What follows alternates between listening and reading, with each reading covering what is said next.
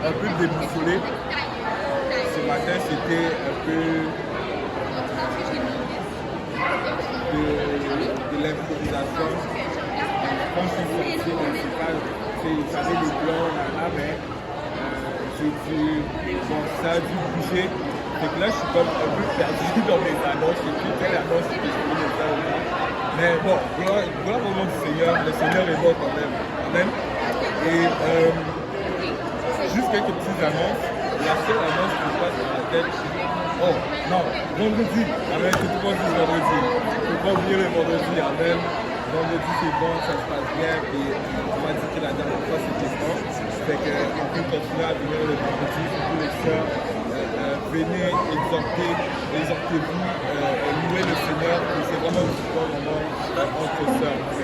Vendredi, pour les sœurs, n'oubliez pas, allez-y. Ça va être bon. Amen. Sinon, à part le vendredi, il y a la conférence. Il n'y a pas de il y a la conférence. Amen. Que quelqu'un dise possède le pays. Possède le pays. Amen. Et cette semaine, c'est la grosse conférence francophone. C'est vraiment la grosse conférence de notre pays. C'est une conférence parce que nous sommes en train de la changer et transformer. La parole de Dieu qui est déclarée durant ces conférences, c'est vraiment juste, ça reste ancré à l'intérieur de toi. Et je me rappelle encore de la conférence francophone que nous avons eue en 2024 avec le pasteur qui prêchait comme il prêchait avec le zèle, je oublié son nom. Ouais, le point tournant qui disait point court. Ça m'a encore marqué là. Fait que vous ne voulez pas manquer ça, c'est vraiment des bonnes conférences que nous recevons de la part du Seigneur. Et c'est bon. Si vous avez des questions, si vous voulez venir, laissez-nous savoir. On peut s'arranger pour venir vous chercher, pour aller vous déposer après les services. Fait que ça commence à partir de jeudi et ça finit le dimanche. Fait que si vous avez du temps disponible entre le jeudi, vendredi, samedi, dimanche, laissez-nous savoir. Si vous ne voulez pas manquer ça, ça va être bon. Amen. Gloire au nom du Seigneur.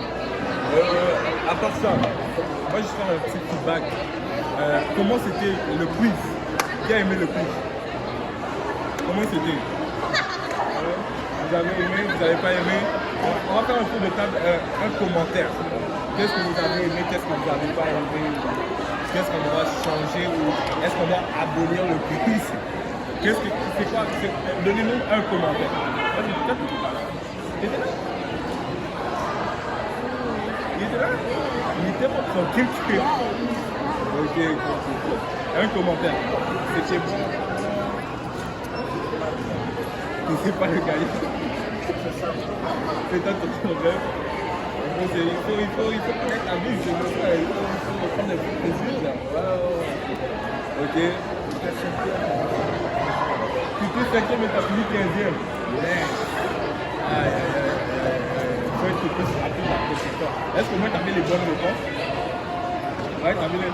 Pas tout. Et toi, ça, vous aimez bien?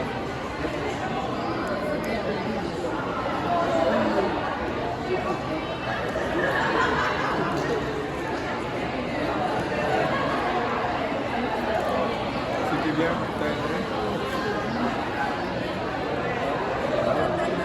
Ça, sinon. C'était bien? Rien n'a changé. T'es sûr? Pas plus de gâteaux qu'on doit offrir, c'est pas là. Non. Sinon, on va finir le milieu. C'est ça qui est là.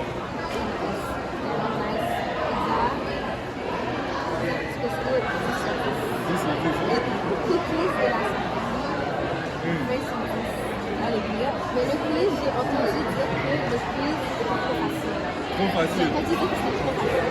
Donc, il y a des gens confiants qui vont proposer la prochaine fois d'augmenter le niveau. Il n'est pas convaincu là. Ah, Il n'est pas convaincu. c'est pour ça qu'il ne fait pas les mêmes principes. Ok, ça d'accord. Hein? Il n'est pas convaincu. Donc je n'étais pas là. Oh, c'est vrai. Ça arrive. Ça va tout. Ben moi,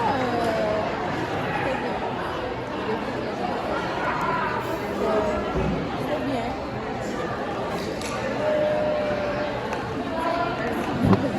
Quelque chose a changé,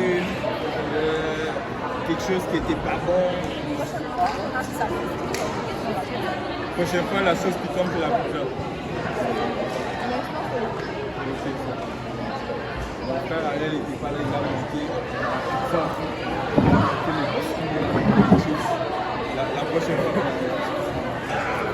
Moi aussi, j'ai trouvé que c'était bien, honnêtement. C'est vrai que je m'attendais à ce que le plus, peut-être plus de temps, mais c'est comme la sorte que là, dit, les gens ont trouvé ça trop facile. Fait que la prochaine fois, on va juste up the level. On va mettre ça un peu plus forcé là pour les gens. Puis sinon, ouais, c'était vraiment bien, on a passé ce bon moment dans le cinéma. Et notre prochaine piste de groupe va se donner à la fin de la saison. Le prochain quiz de groupe va se donner à la fin de la saison. Ça va être vraiment notre dernière rencontre, fait qu'on veut vraiment profiter, tu sais, pour se voir une dernière fois avant les fêtes, avant le nouvel an, avant vraiment les fêtes de se laisser. On veut avoir un moment ensemble, tu sais, passer du moment dans le Seigneur, il y aura une parole qui va être apportée. Et comme ça s'est passé le dernier quiz public, puis après ça on va faire un quiz public avec plus de questions, puis on va voir pour les prix parce que bon, les poches, ça commence à avoir des prix dans les poches. Fait que c'est ça. Sinon, oh oui. J'avais vu sur l'horaire qu'aujourd'hui, on était supposé de parler du salut. Aujourd'hui, on était supposé de parler du salut. Mais moi, je ne savais pas qu'on était supposé de faire ce petit atelier, si on peut appeler ça comme ça, par rapport au salut. On va reporter notre session sur le salut dans 2 semaines. Aujourd'hui, on va continuer explorant la parole de Dieu. Puis la semaine prochaine aussi, on va faire explorant la parole de Dieu. Puis dans 2 semaines, on va parler du salut. Dans 2 semaines, comment on va parler du salut? C'est quoi le salut? Comment qu'est-ce que nous devons faire pour obtenir le salut? Est-ce que le salut, ça s'obtient juste à travers d'une prière de repentance ou il faut juste accepter le Seigneur? Vraiment, on va essayer de répondre à tous ces questions-là ensemble à travers la parole de Dieu. Amen. Alors, au nom du Seigneur. Donc, c'est vraiment ça pour les annonces. Je pense que j'ai bien oublié. Est-ce que j'ai oublié quelque chose? Ça, c'est la bon. Mais écoutez, il faut savoir l'histoire. C'est ça. Fait que si vous voulez venir la conférence le samedi, il y a un banquet. Ça se déroule à partir de midi. Le banquet commence à midi. Mais il ne faut pas venir à midi. Si vous voulez venir au banquet, il faut venir quand il y a la parole de Dieu. On ne veut pas juste venir pour le banquet, là, pour manger. Venez pour entendre la parole de Dieu, mais juste après ça, il y a un banquet. C'est un service chrétien qui coûte 25 $. Si vous voulez venir, laissez-nous savoir comme ça, on pourra enregistrer votre nom et on pourra peut-être même s'arranger pour le paiement. Okay? Good. Là, on a fini. Qui se rappelle où on était rendu la dernière fois dans Explorer la parole de Dieu? Une chose qui passe par le temps.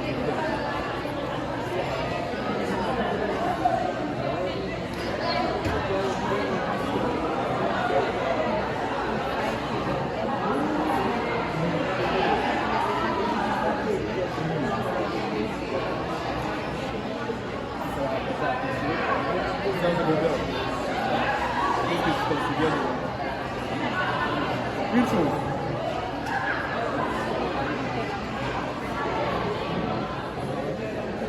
Les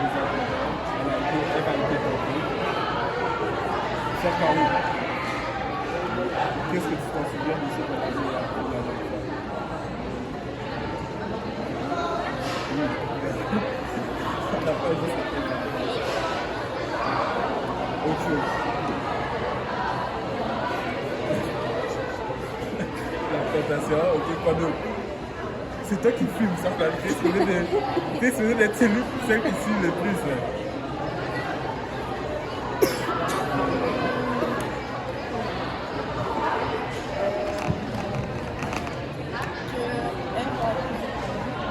Non, avant la fille Ok. Oui, ça c'est arrivé, mais on n'est pas encore rendu là. On n'est pas encore rendu là. mais j'ai trop des petites bébés. T'as trop des petits donc là, ta tête est embrouillée. Ok, c'est pas grave. Mais on va juste faire un petit recap des choses qu'on avait vues fait qu'on avait commencé Genèse chapitre 3 à partir du verset 1, on avait vraiment vu par rapport au pouvoir du chef. Que afin d'avoir une relation avec nous, Dieu nous a donné à tous et chacun d'entre nous le pouvoir du chef. Afin de vraiment, que ça soit une décision personnelle si nous voulons servir Dieu, oui ou non.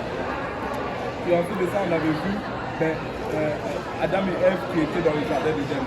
Genèse chapitre 3 dit que le serpent était le plus rusé de tous les animaux des champs que l'Éternel Dieu avait fait. Il dit à la femme, Dieu a-t-il réellement dit, vous ne mangerez pas de tous les arbres? Fait que qu'est-ce qu'on avait vu à travers de cela? C'était vraiment que le diable, quand il va venir pour te tenter, il va toujours remettre en question la parole de Dieu. Il va toujours venir pour remettre en question l'autorité de Dieu. Ou souvent, qu'est-ce qui va arriver? C'est que vous avez des autorités à l'église. Et le diable, qu'est-ce qu'il va venir essayer de faire? Il va toujours venir remettre en question l'autorité qui est sur votre tête. Il va toujours essayer de remettre en question ce que l'autorité vous demande de faire. Donc, le diable remet en question la parole de Dieu. En plus, après ça, la Bible dit, la femme répondit au serpent, nous mangeons du fruit des arbres du jardin, mais quant au fruit de l'arbre qui était au milieu du jardin, Dieu a dit, vous n'en mangerez point et vous ne toucherez point, de peur que vous ne mouriez. Et on avait vu qu'à travers de cela, la femme n'avait pas réellement cité ce que Dieu avait dit. Dieu avait dit, si vous en mangez, tu mourras. Tu mourras, c'était une certitude, c'était pas de peur. Et en disant de peur, la femme avait, c'est comme si elle avait rajouté. Et on avait vu que vraiment, en disant sa phrase, la femme avait rajouté et retranché de la parole de Dieu. Alors que le livre de Proverbes nous défend de faire cela. La Bible nous dit que nous ne devons rien rajouter de peur qu'on se trouve, de peur qu'on ne trouve menteur. Donc c'est important que quand nous sommes en train de apporter la parole à quelqu'un, de citer exactement qu'est-ce que la parole de Dieu dit, de déclarer exactement qu'est-ce que la parole de Dieu dit. Au pire, si tu ne connais pas, dis que tu es en train de paraphraser et ensuite va trouver le passage dans la Bible. Parce que tu ne veux pas être trouvé menteur en rajoutant ou en retirant des choses de la parole de Dieu. Après ça, la Bible dit, alors le serpent dit à la femme, vous ne mourrez point. Et le serpent qui représente vraiment le diable va complètement à l'encontre de la parole de Dieu, va complètement à l'encontre de ce que Dieu avait établi. Il dit, non, vous ne mourrez point. Et il dit, mais Dieu sait que le jour où vous en mangerez, vos yeux s'ouvriront et que vous serez comme des yeux connaissant le bien et le mal. Et en disant cela, c'est comme si il essayait de leur faire croire que Dieu a essayé de vous priver de quelque chose d'extraordinaire, quelque chose de wow, quelque chose de, vous manquez quelque chose. Si vous mangez ce fruit, vous allez devenir comme des yeux. Mais on avait vu que juste avant ça, quelques chapitres avant, la Bible nous dit que l'homme a été fait à l'image de Dieu. Donc nous sommes déjà faits à l'image de Dieu. Quand le diable est arrivé pour dire que vous serez comme des yeux, cela n'était qu'un mensonge. Parce que le diable n'est qu'un menteur. Et le diable n'a jamais rien de bon à nous proposer. Le diable n'a jamais rien de bon à nous proposer. Et ensuite de ça, ça dit, la femme dit que l'arbre était bon à manger et agréable pour la vue et qu'il était précieux pour ouvrir l'intelligence. Ça représente vraiment les trois convoitises par lesquelles nous allons toujours être tentés. Sœur Carly, c'est quelle convoitise que ça représente agréable à manger? Agréable à manger. Convoitise de la chair. Sœur Zenobia, convoitise des yeux. J'étais sifflé la réponse. Sœur Zenobia, précieux pour ouvrir l'intelligence, ça représente quoi ça? Ça représente quoi? Hein? Pas tout à fait.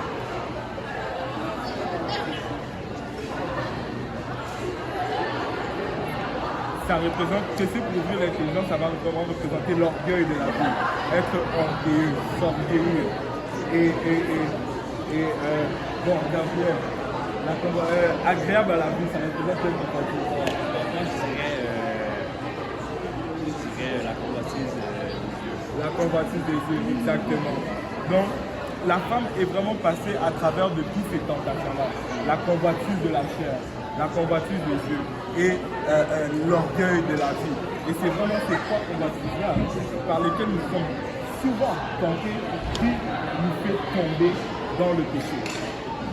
Et après avoir passé à travers de toutes ces trois convoitises-là, la Bible dit qu'elle prit de son fruit, elle en mangea et elle en donna aussi à son mari, qui était juste auprès d'elle. Mais Adam, lui là,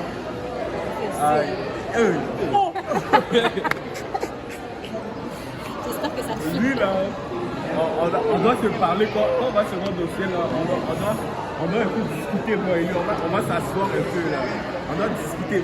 Qu'est-ce qui s'est passé? Qu'est-ce qui s'est passé? Hein? Tu as laissé la femme juste comme ça, mais vraiment parce que Adam était celui que Dieu avait donné l'ordre de cultiver et de garder le jardin. Fait que quand le serpent est venu pour tenter la femme, comme la sœur Carly a dit, il a fait zéro. Il n'a rien fait. Il a juste laissé les choses arriver alors que Dieu lui avait donné l'ordre à lui et non à la femme. Et c'est là où nous étions laissés la dernière fois. C'est qu'on va juste continuer à partir du verset 7. Je pense pas qu'aujourd'hui on va vraiment être là. Vu qu'il y a les problèmes des autobus et tout. On va juste avancer un peu puis on va conclure avec ça. Fait que si tu peux lire on va faire tous, chacun on va lire un verset. Est-ce que tu as vu?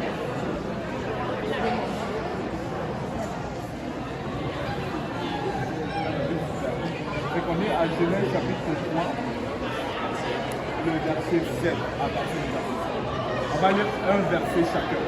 Et tu vas lire le verset 7, ensuite le verset 8. Genèse chapitre 3. Les yeux de l'un et de l'autre s'ouvrirent et ils connurent qu'ils étaient nus. Et allant cousir les têtes, les couvrirent et s'enfuirent des ceintures. Amen. On va juste arrêter là 2 secondes. Et hier, ça me faisait rire pendant que j'étais en train de me préparer pour le film. C'était juste. Des fois, j'étais pour terre aussi. Mais c'est comme si le diable avait dit si vous mangez ce fruit, il est en train de leur vendre quelque chose de bon là. Vous allez devenir comme des dieux. Prenez-le, ça va être bon. Puis finalement, quand ils mangent de ce fruit, bon, tout ce qu'ils réalisent, c'est qu'ils sont nus. Je sais pas pourquoi ça m'a juste. Je suis en train de tromper pour.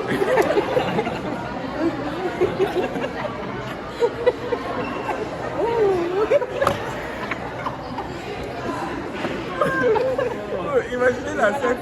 Ils sont en train de leur vendre quelque chose de bon. Puis là, ils mangent, puis ils réagissent.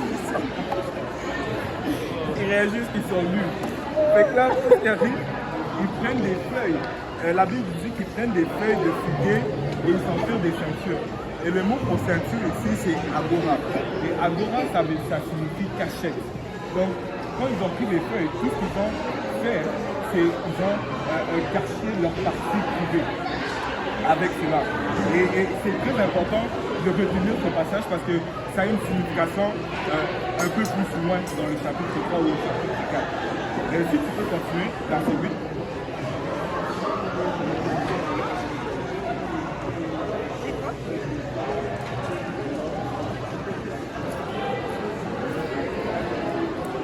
Amen, au milieu du jardin. Et la Bible dit que quand ils ont entendu la voix de l'Éternel Dieu qui parcourait le jardin vers le soir, et l'homme et sa femme se cachèrent loin de la face de l'Éternel Dieu au milieu des arbres du jardin.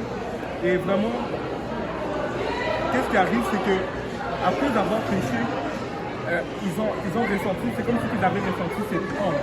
Comme si ils avaient ressenti qu'ils n'étaient plus dignes de se trouver dans la présence de Dieu. Alors ils ont décidé de s'éloigner de Dieu, d'aller se cacher de Dieu. Et ça, c'est quelque chose qui va souvent nous arriver aussi. Quand nous péchons, quand nous tombons dans le péché, qu'est-ce qui va arriver? C'est que souvent, il va y avoir cette voix dans notre tête on appelle ça la voie de la condamnation. Que quelqu'un dise condamnation. Il va souvent avoir la voie de la condamnation. Et cette voie, en fait, qu'est-ce que cette voie va faire? C'est qu'elle va souvent essayer de t'éloigner plus de Dieu. Quand tu vas tomber dans le péché, cette voie ça va être souvent cette voie qui va te dire, ah, voilà, tu vois, je t'avais dit que la prière ne fonctionne pas. Pourquoi tu continues de prier? Tu vois très bien que ces affaires-là ne fonctionnent pas. Juste continue de vivre ta vie comme tu le faisais auparavant. Quand tu vas pécher, cette voie de condamnation va te pousser à t'éloigner de l'église. Ça va te dire, ben, ça ne sert plus à rien que tu ailles à l'église. Tu vas à l'église à chaque semaine, mais il n'y a aucun changement. Tu n'arrêtes pas de tomber encore et encore et encore dans le même péché. Tu n'arrêtes pas de trébucher encore et encore dans le même péché. Arrête d'aller à l'église. Tu vois très bien que c'est là, ça ne fonctionne pas. La voie de la condamnation va te forcer, va te pousser à arrêter de lire la parole de Dieu. Ça va te dire, ben, la Bible, ça ne fonctionne pas. La parole de Dieu, c'est quoi? Ça ne marche pas cette affaire. Arrête de lire, arrête de prier, arrête d'aller à l'église, arrête de louer le Seigneur. Ces affaires-là ne fonctionnent pas parce que tu n'arrêtes pas de toujours tomber dans le même péché. Et cette voie, c'est vraiment cette voie que nous ne devons pas laisser dominer à l'intérieur de nos têtes. Mais cette voie, laissez-moi vous dire que cette voie est quand même forte. Cette voie est forte. Cette voie est vraiment forte. Et souvent, qu'est-ce qui va arriver aussi dans des situations comme certaines personnes vont se faire offenser à l'église.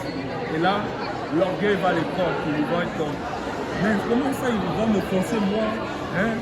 Ils se prennent pour qui? Et juste à cause de ça, moi je ne veux plus à cette église qui offense les gens. Ça, c'est vraiment la voie de la condamnation qui va te pousser à te retirer de la présence de Dieu, à aller te cacher loin de la face de Dieu.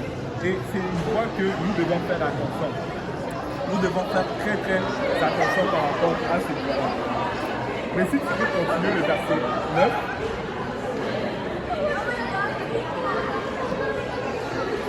mais l'Éternel Dieu appela l'homme et lui dit, où es-tu?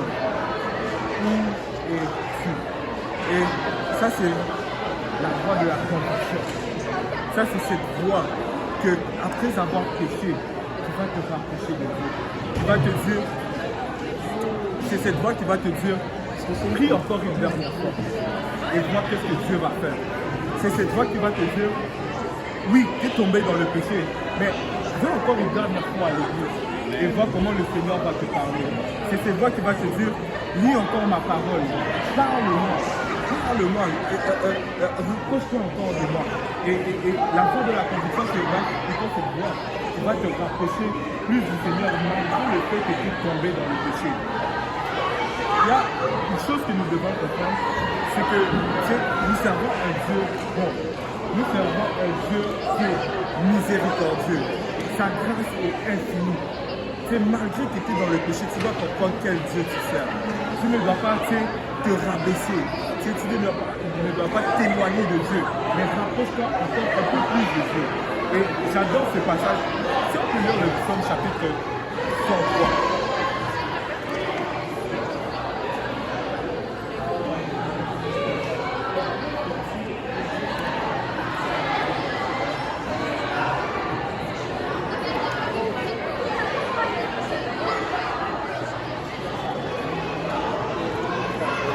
Quelqu'un peut me le dire s'il est là?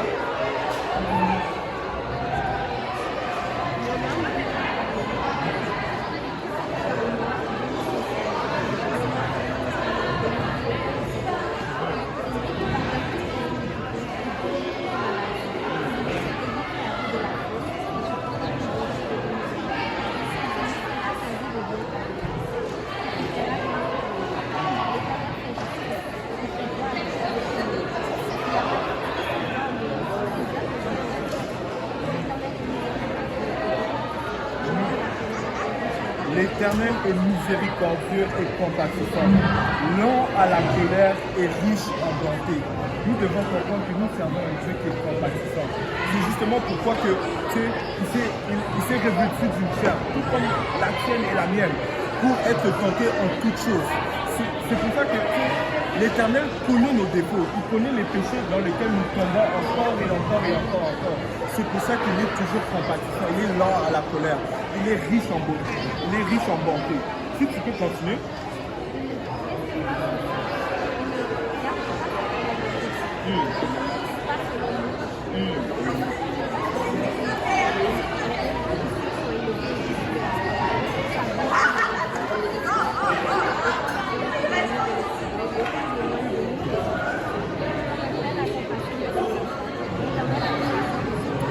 Tu veux t'arrêter là.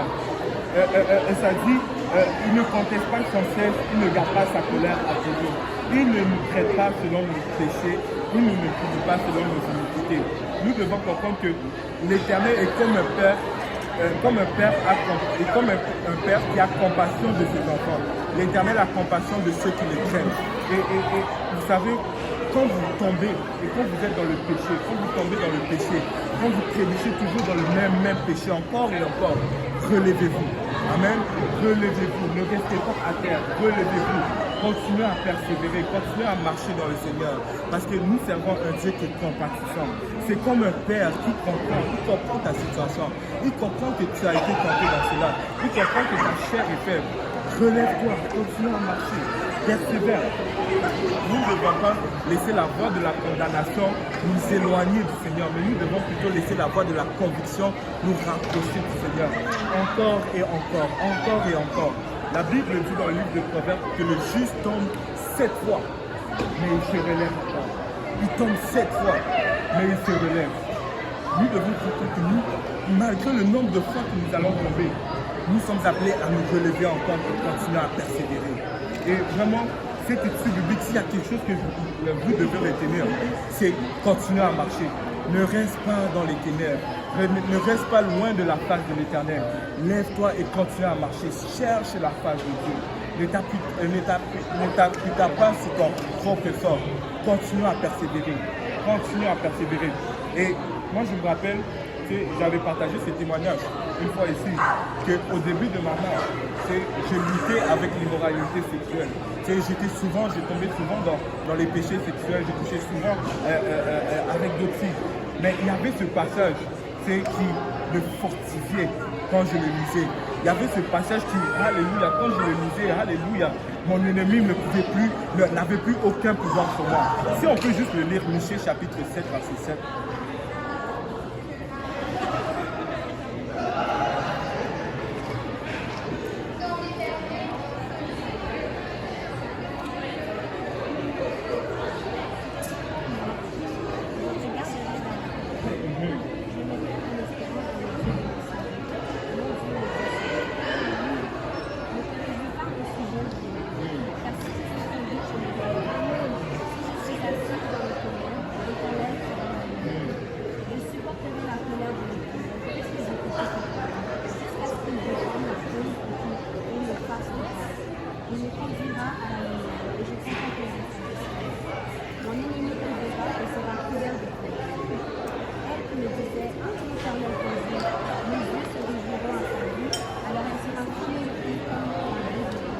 Amen. Mon ennemi le verra et sera couvert de honte. Elle qui me disait, où est l'Éternel ton Dieu? Et vous savez, des fois, quand l'ennemi te fait tomber toujours dans le même péché, tu tombes encore dans la pornographie, tu tombes encore dans le péché sexuel. C'est dans cette relation qu'on t'avait dit d'arrêter, mais tu as continué, puis là vous êtes tombé dans l'immoralité sexuelle. Tu tombes encore dans l'addiction, que ça soit de l'alcool, la drogue. Tu tombes encore dans la colère. Tout vraiment ces péchés que l'ennemi se réjouit. L'ennemi va vraiment se réjouir quand il va voir, quand il va te voir tomber dans ces péchés-là. Mais regardez qu'est-ce que la Bible dit. Ne me réjouis pas à ton sujet, mon ennemi, car si je suis tombé, je me relèverai. Quelqu'un dit, je me relèverai. Si je suis assis dans les ténèbres, l'Éternel sera ma lumière. Je supporterai la colère de l'Éternel puisque j'ai péché contre lui. Jusqu'à ce qu'il défende ma cause et me fasse quoi? Il me conduira à la lumière. Je veux juste dire à quelqu'un que même si tu tombes, même si tu es dans les ténèbres, supporte la colère de l'Éternel. Amen. L'Éternel est ta lumière malgré le fait que tu es dans les ténèbres. L'Éternel est ta lumière malgré le fait que tu es dans les ténèbres. continue, lève-toi et marche, continue, lève-toi et persévère. Persévère dans ta marche. Parce que l'Éternel va être celui qui va te conduire dans la lumière. Il va vraiment être celui qui va te justifier, te défendre ta cause. Et nous ne devons pas être découragés quand nous tombons toujours dans le même péché. Nous ne devons pas être découragés. Et si vraiment il y a quelque chose à retenir, peut-être que l'Éternel essaie de parler à quelqu'un aujourd'hui. Peut-être que quelqu'un n'arrête pas de trébucher encore dans le même péché. Je veux juste dire à quelqu'un, lève-toi et marche. Continue à marcher. Même si tu es dans les ténèbres, l'Éternel est ta lumière, malgré le fait que tu es dans les ténèbres. Amen. Et on va continuer. Alors que la voix de Dieu appelle l'homme et la femme. Où es-tu? Où es-tu? Si quelqu'un peut... Je peux te démontrer encore.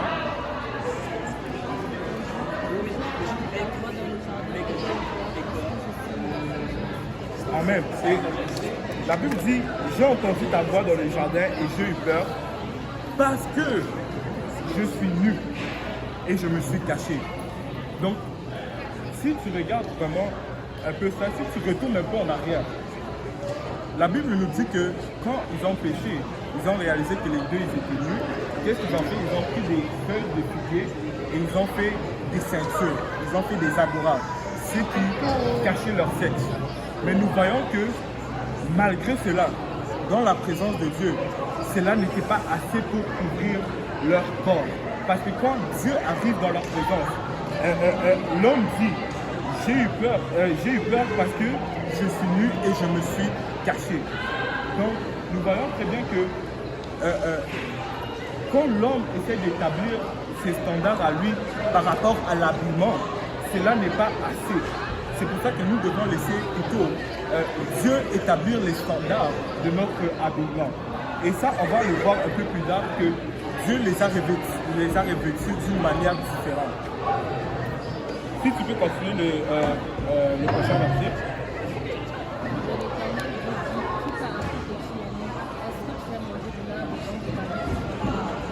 Amen. Et l'Éternel Dieu dit, qui t'a appris que tu es nu? Est-ce que tu as mangé de l'arbre dont je t'avais défendu de manger? Bon, nous avons un Dieu omnipotent, omniprésent, omniscient. Pourquoi il a posé cette question s'il sait tout? Pourquoi il a demandé, est-ce que tu as mangé de l'arbre dont je t'avais défendu de manger? Selon toi, les amis, pourquoi il a posé cette question? Pour laisser le choix. Pour laisser le choix à sa création. Oui et non. Oui et non. C'est une bonne réponse, mais ce n'est pas assez précis. Tiens, je me bien. Pour qu'ils puissent venir se repentir. Ok. Et toi, chef? Pour qu'ils votent là? La conscience d'Adam, ok. Ok. Sœur Dachel. La sœur Dachel, elle a fait les choses. Elle va me dire la réponse. Laisse faire. Mais vous avez cité des bonnes réponses. En fait, Dieu sait tout et il savait que l'homme et la femme avaient péché. Et quand il leur demande, est-ce que tu as mangé de l'arbre dont je t'avais défendu de manger? C'était pour voir si l'homme et la femme allaient être capables d'avouer ses torts, d'avouer son péché à Dieu. Et moi je pense sincèrement que si ils avaient avoué leur péché, c'est le cours des choses, l'histoire peut-être aurait changé. C'est sûr qu'il y aurait eu des conséquences, mais peut-être ça aurait changé. On ne sait jamais, mais c'est juste vraiment, ils devaient avouer leur péché à Dieu. L'Éternel les avait donné une chance, c'est de vraiment avouer leur péché. Et ça, c'est vraiment quelque chose que nous aussi, nous avons la difficulté à faire. Très souvent, nous avons un péché, un lien, que nous n'arrêtons pas de tomber dans ce péché. Mais une des manières à laquelle Dieu peut nous aider à se débarrasser de ce péché, nous donner la force à vaincre ce péché, c'est si nous avons ce péché à Dieu. Si nous sommes capables de prendre ce péché et littéralement le mettre sur ton autel et de demander à Dieu de faire descendre son feu afin que ce péché puisse brûler. Parce qu'en réalité, il y a certains péchés que c'est le combat de Dieu. il y a certains péchés où c'est par la force de Dieu et c'est par la force du Saint-Esprit que nous sommes capables de se débarrasser. Mais aussi longtemps que nous n'avons pas ce péché à Dieu, mais nous allons continuer à toujours trébucher dans le même péché. Malgré le fait que tu t'allies, si tu essaies de le faire par tes propres forces, tu vas toujours continuer à trébucher, tomber toujours dans le même péché. Et c'est toujours important que quand il y a un péché que tu n'arrives pas à vaincre par toi-même, confie cela à Dieu. Amen. Confie ce péché-là à Dieu. Et va vers Dieu avec un cœur ouvert. Sois sincère à Dieu. Et fais juste dire, Seigneur, je suis encore tombé dans ce péché. Je suis encore tombé dans ces choses que je ne devais pas faire. Je suis encore, et j'ai encore fumé alors que tu m'avais donné l'ordre de ne pas fumer.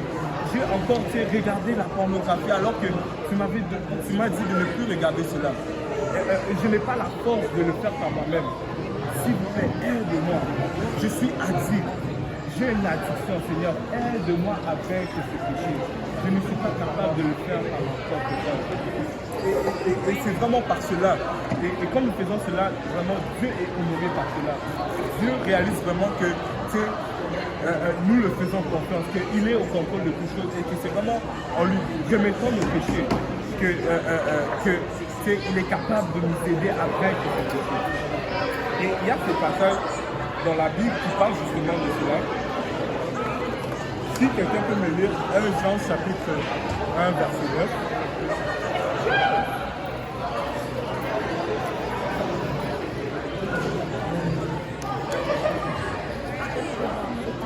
Jean, chapitre 1,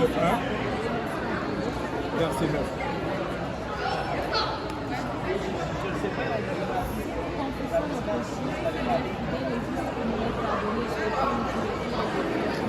Amen.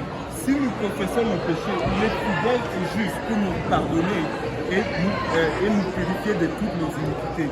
C'est seulement quand nous confessons que Dieu va être fidèle à travers de nous. Dieu va nous donner la force. Dieu va nous donner la force de vaincre le péché. Dieu va vraiment nous purifier de ces péchés-là. Si quelqu'un peut lire Proverbe 28, verset 13.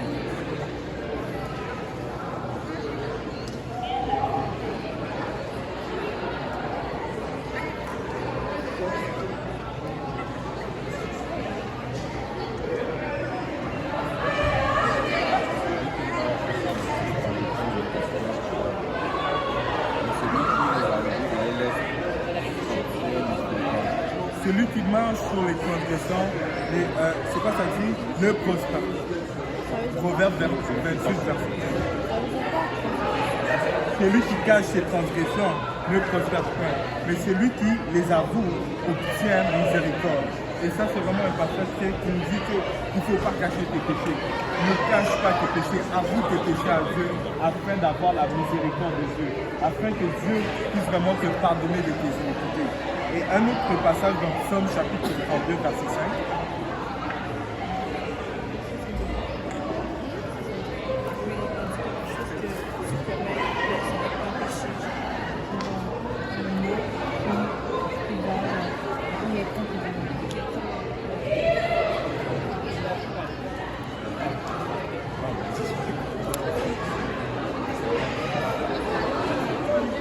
Ouais.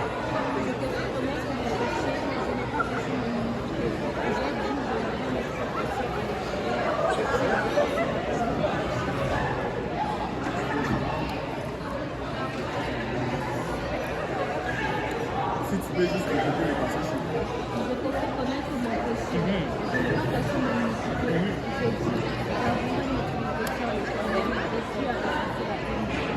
Je t'ai fait connaître mon péché, je n'ai pas caché mon iniquité.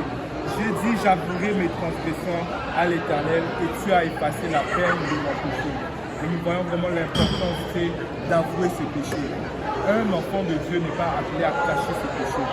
Un enfant de Dieu n'est pas appelé à garder les péchés à l'intérieur de lui, essayer de combattre par soi-même. Un enfant de Dieu est appelé à se confier à l'Éternel. Confie tes péchés à Dieu, avoue tes péchés à Dieu, afin que Dieu puisse te donner la force, afin que Dieu puisse vraiment effacer la peine de tes péchés. Et mon exhortation vraiment pour vous aujourd'hui, c'est Ne cachez pas vos péchés. Ne cachez pas vos péchés. Avouez vos péchés à Dieu. Mettez cela dans les mains de Dieu, afin que Dieu puisse vraiment vous pardonner, afin que Dieu puisse vraiment vous donner miséricorde, afin que Dieu puisse vraiment vous donner la force de vaincre ces péchés. Ne gardez pas ces péchés que vous n'êtes pas capable de vaincre à l'intérieur de vous. Avouez vos péchés à Dieu. Amen. Et si tu peux, on peut continuer verset chapitre 3, Genèse chapitre 3.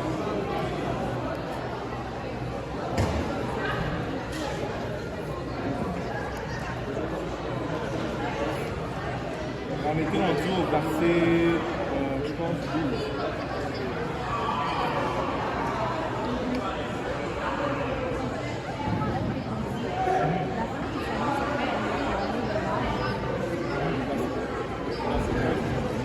Et l'Éternel Dieu dit à la femme, pourquoi as-tu fait cela? La femme répondit, le serpent m'a séduite et j'en ai mangé. Amen. Et quand Dieu demande à l'homme et la femme, est-ce que tu as mangé de l'arbre dont je t'avais défendu de manger? Nous voyons le réflexe typique de l'être humain. Tu commence tout de suite à pointer du doigt. Non, c'est pas moi, c'est lui, c'est elle. C'est pas ma faute. C'est la faute à cette personne, c'est la faute à cette situation, c'est la faute à ce contexte. Quand Dieu demande à l'homme, l'homme dit, la femme que tu as mise auprès de moi. Donc c'est comme si il pointait la faute à Dieu et à la femme. C'est à cause de toi et la femme que j'ai mangé de ce fruit. Et quand il demande à la femme dit, non, c'est à cause du serpent qui m'a séduit. Et nous avons souvent cette tendance à toujours pointer du doigt d'autres personnes ou pointer du doigt d'autres situations.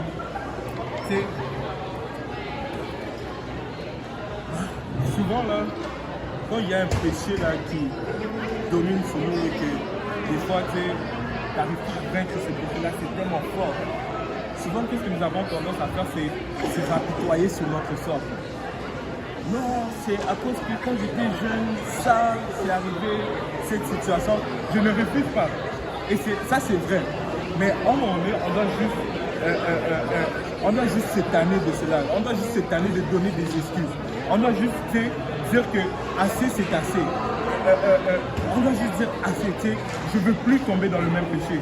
Je ne veux pas pointer du doigt les personnes qui m'ont mis dans cette situation. Je ne veux pas pointer du doigt la situation qui m'a mis dans cette situation, qui m'a forcé à pécher, qui m'a forcé à avoir des liens par rapport à ce péché. Je sais que Dieu est en contrôle. Je sais que Dieu est capable de tout faire. Donc je te fais confiance, Dieu. Et juste soumets-toi à Dieu. Abandonne-toi à Dieu. Et souvent nous avons tendance de pointer du doigt. Ah, c'est la faute de ça, c'est la faute de ci, c'est la faute de ça. Mais nous ne devons pas agir de telle manière. Des fois, nous devons juste, au lieu de pointer du doigt, nous devons juste peut-être le retourner et se pointer nous-mêmes. Amen. Se pointer nous-mêmes. Et ça, c'est même dans la vie quotidienne. Je me rappelle, quand je commençais de plus en plus que je devenais vieux, quand j'avais touché mes 18 ans, je pensais que j'étais devenu un grand gaillard. Je pensais que j'étais devenu un homme. On ne pouvait plus me parler, on ne pouvait plus me traiter comme un enfant. Souvent, il y avait certaines responsabilités que j'avais encore. Que quand on essaie de m'accuser, je pointais du doigt d'autres personnes ou je pointais du doigt des situations. Mais à un moment donné, une personne m'a juste dit que Cyril, tu commences à vieillir. Et alors que tu commences à devenir un homme, il va falloir que tu commences à... Peut-être, oui, c'est la faute de l'autre personne.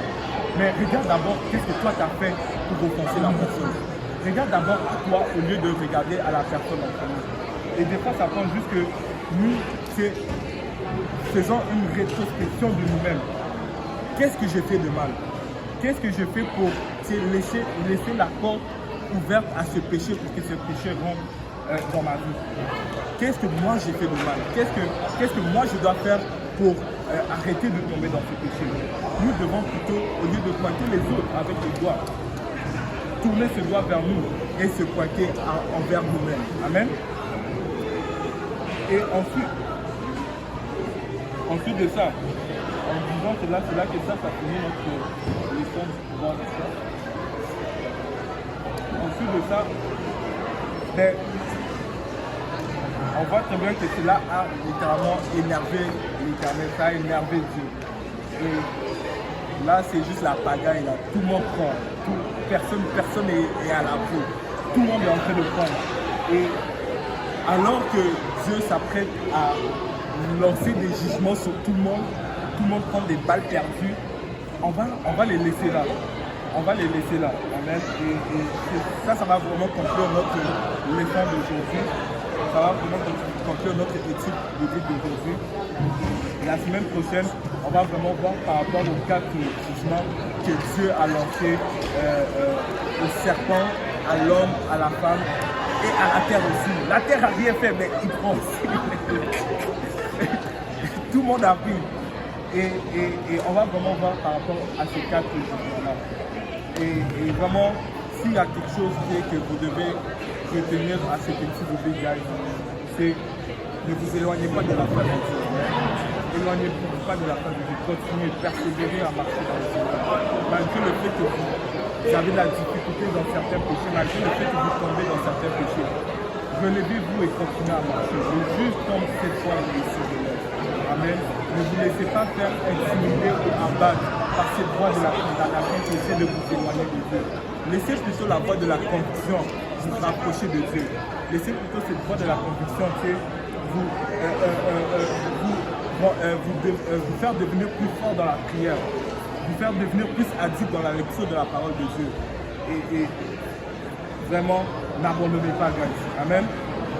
Et moi, j'ai fini pour aujourd'hui. Est-ce que quelqu'un avait quelque chose d'autre à rajouter ou une question à poser? Un témoignage aussi.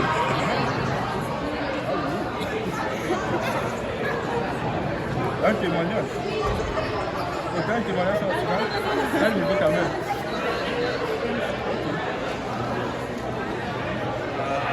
C'est parce que j'avais commencé en témoignage tantôt pour la secondaire, mais je n'avais pas continué. Tu veux que je continue, je recommence. Ok. Dans le fond, ma vie, moi, avant c'est tout, c'était vraiment genre les péchés et tout, parce que dès mon jeune âge, j'étais vraiment dans une famille chrétienne et tout, croyante. Et dès mes 13 ans, j'ai été en Los Angeles. Et Los Angeles, ça a vraiment été le déclin de le péché et tout. J'ai vraiment commencé la colère et tout. C'est à cause que mes parents, des fois, ça allait pas bien avec eux, puis parce que mes parents sont séparés non pas. Dans le fond, en Los Angeles, je commençais à avoir la colère, la période de la vie, comme on dit. Je commençais à vouloir me justifier dans tout, puis à défier l'autorité dans un sens du Los Angeles. Et en Los Angeles, j'avais commencé un peu à croire en Dieu et tout, parce que c'était un moment vraiment sombre de ma vie, j'étais dans les idées suicidaires, je me mutilais et tout. Et j'ai pensé souvent comme, pourquoi je finirais pas genre là, genre qu'est-ce qui me retient, genre il n'y a rien après la mort. Par la suite, après genre Los Angeles et tout, c'est que je suis sorti, mes parents ils avaient comme un peu peur de qu'est-ce que je pourrais faire chez eux et comme les choses que je pourrais leur amener négatives. Donc je suis allé voir ma mère et ma mère la connaissant avec son grand cœur puis sa bonté, elle aime les gens comme elle aimerait ses propres enfants. Et à cause de ça, ma mère, elle m'a pris chez elle, mais notre relation était déjà instable. Donc, quand je suis allé chez ma mère, ça a duré genre quelques semaines, un mois, et elle a décidé de me mettre dehors parce que ça n'allait plus et rien. Et moi, je suis parti comme ça, bredouille, avec mes affaires. Je n'avais pas beaucoup d'affaires dans ce temps-là parce que je ressemblais surtout genre mon linge, des trucs comme ça. Et je suis allé voir mon père. Et mon père, lui, c'est un homme très strict et qui a ses règles et qui doit les respecter, sinon c'est non. Et justement, mon père, je crois que ça a été une chose qui a été bon pour moi aussi dans un sens. Parce que mon père, je suis allé le voir et genre, je l'ai quasiment supplié à genoux comme « Prends-moi chez toi et juste 2 semaines et après ça, je vais m'en aller. » Et là, il m'a juste dit « Non, parce que je veux pas que tu fasses de trucs chez moi. » Et après ça, j'étais dans la rue. C'était à peu près en août. Parce que je suis sorti de Los Angeles à ma fête en avril. Et en août, je me suis ramassé dans la rue et tout. Et jusqu'en octobre, la journée de mon baptême, pour ceux qui savent un peu le chilling et tout. Et comment je suis allé à ce chilling-là, c'était c'était dans le fond, Vandrich, je l'avais vu à un arrêt de bus. Et moi, j'étais comme l'autre bord de la vitre de l'arrêt de bus, je le voyais lire un livre. Et vu que je croyais déjà un peu et tout, je connaissais la Bible un peu, mais pas genre lecture, comme j'avais déjà vu à quoi ça ressemblait. Et comme, je suis rentré genre tranquillement vers la porte de l'arrêt de bus. Et là, Vandrich, vous connaissez Vandrich, il a enlevé son sac et il a dit assis-toi. Et là, moi, j'ai dit oh non, non, non. Et là, comme, je vous dis, Dieu m'a parlé et je savais même pas si Dieu pouvait me parler ou pas dans ce moment-là. Et Dieu, je pense qu'il m'a dit, genre, pas directement, vous comprenez, mais genre, j'ai ressenti besoin de lui demander est-ce que c'est la Bible que tu lis? Et là, il m'a dit oui, oui, t'es chrétien. Et là, j'ai dit pas vraiment, là, je fais pas qu'est-ce que la Bible dit, rien, puis je connais pas tant la Bible. Là, après ça, il m'a dit oh, c'est pas grave, on a un chilling ce soir, tu veux-tu venir? C'était un chilling à Terre. Et par la suite, il m'a invité et tout. J'avais parlé au pasteur Yannick un peu à l'avance au téléphone et tout. Et la soirée même, dans le fond, c'était David Kaouzi. Il prêchait pour le chilling et tout.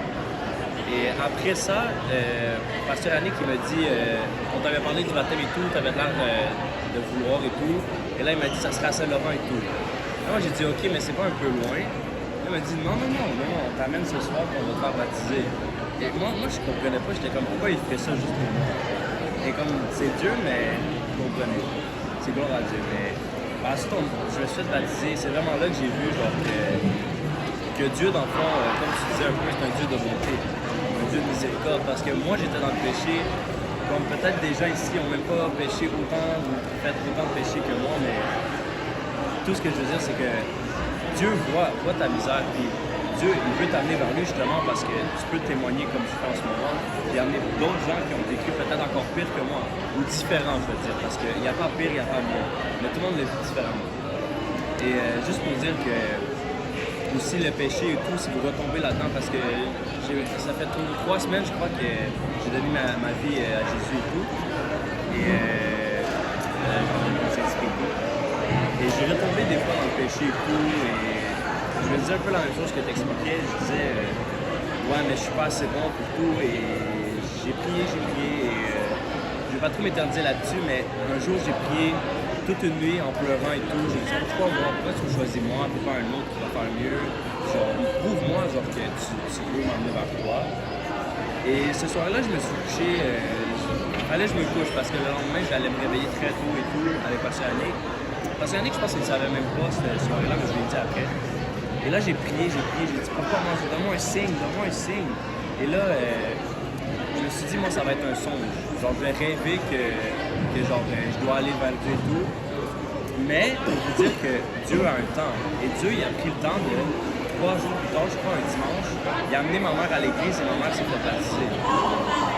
Et juste pour dire que la relation avec ma mère, c'était pas très stable et tout, j'avais un interdit de contact avec elle. Donc, je ne pouvais pas lui parler ce soir-là, mais je l'ai pris sur ma baptisée. Et juste pour dire que comme, il faut être patient avec Dieu aussi parce que c'est pas juste tu pries pour lui demander des choses, c'est tu pries pour qu'il t'aide. Parce que Dieu va t'aider, c'est sûr, 100%, il sait ta misère. Mais demande-lui pas des choses précises parce que Dieu il va pas exaucer tes souhaits s'il sait que c'est pas bon. Donc juste, c'est ça. Fait que gloire à Dieu et ouais. J'ai deux questions. En ce moment, J'habite avec Pasteur Yannick. et comment ta mère a fait pour venir à l'église? C'est toi qui l'as invité ou bien genre c'est Pasteur Yannick, j'ai demandé à Pasteur Yannick qu'il l'appelle. Parce que moi, avant même que ma mère se fasse baptiser et tout, j'essaie de parler beaucoup à ma famille pour amener justement ma famille à l'église et tout. Mais du côté de mon père, parce que j'ai des frères et des sœurs de demi, là, et ça marchait pas trop, c'était compliqué. Parce que ma famille n'est pas croyante, elle n'a jamais été. Mais je sais que ma mère, elle était très ouverte et tout. Donc, je sais que je ne pouvais pas lui parler, je voulais pas comme avoir des problèmes et tout. Donc, j'ai demandé à Pasteur Yannick, j'ai dit, Pasteur Yannick, si tu peux amener ma mère vers l'église, et la faire baptiser, ça serait incroyable. Et j'ai aussi prié à Dieu pour ça, et pas exactement, mais j'ai dit, dis-moi que tu es vrai et tout. Et il a amené ma mère vers l'église, et elle s'est fait baptiser la journée même comme moi. Fait que juste pour dire que Dieu est grand et Dieu vous aime. Amen.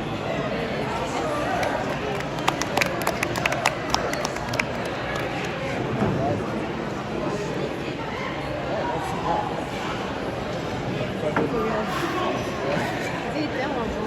Amen. Gloire à Dieu.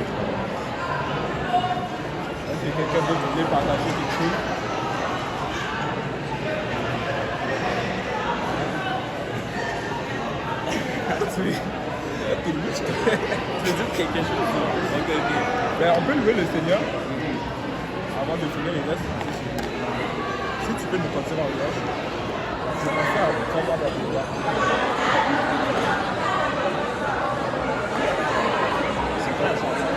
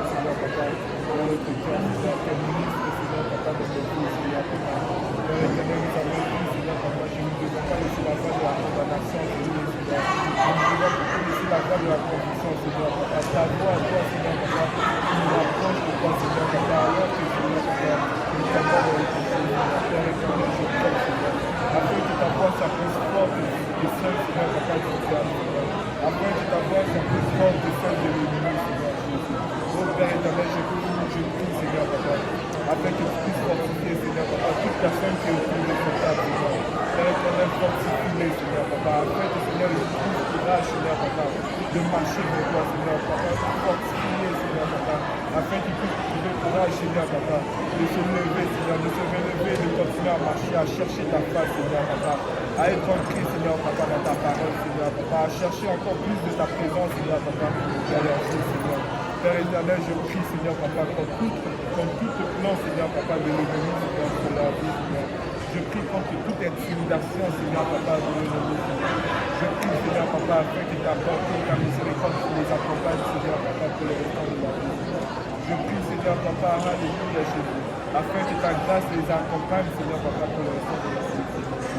Père éternel, je prie, Seigneur Papa, afin que, Seigneur Papa, toute personne qui se trouve autour de ce cadre, Seigneur Papa, puisse te faire confiance, Seigneur Papa, puisse te faire confiance, Seigneur Papa, et alléluia, Jésus. Avouez, Seigneur Papa, leur faiblesse, Seigneur Papa. Avouez leur faiblesse, Seigneur Papa, afin que tu puisses les fortifier, Seigneur Jésus.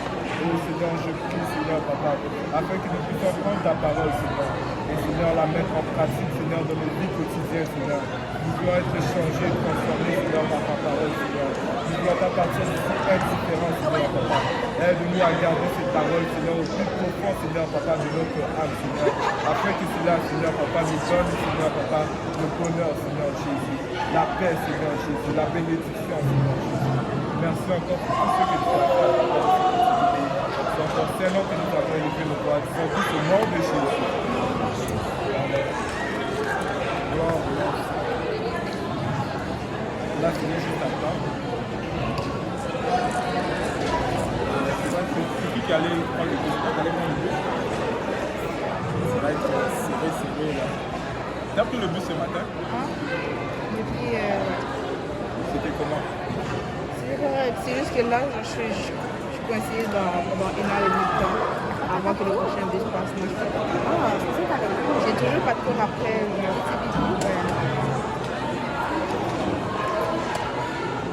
On va s'enlever là. C'est comment pour le bus?